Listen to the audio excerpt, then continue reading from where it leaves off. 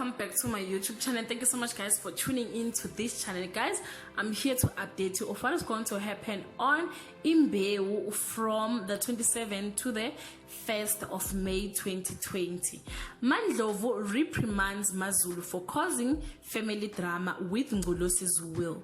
And Pranav tells Ngolosi to do what he feels is right with his will and testament. What's meant to be a peaceful dinner for Nkululeko, Zethu and Thokozile is ruined by Mandlovu's arrival, and Kamadonsela reveals her husband Phakate's betrayal to Khanyo.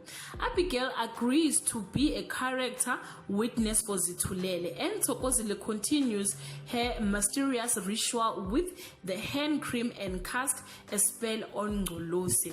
Guys, this is all I have for today. You can leave your comment below and share your thoughts. Till we meet again, I love you so much guys. Bye.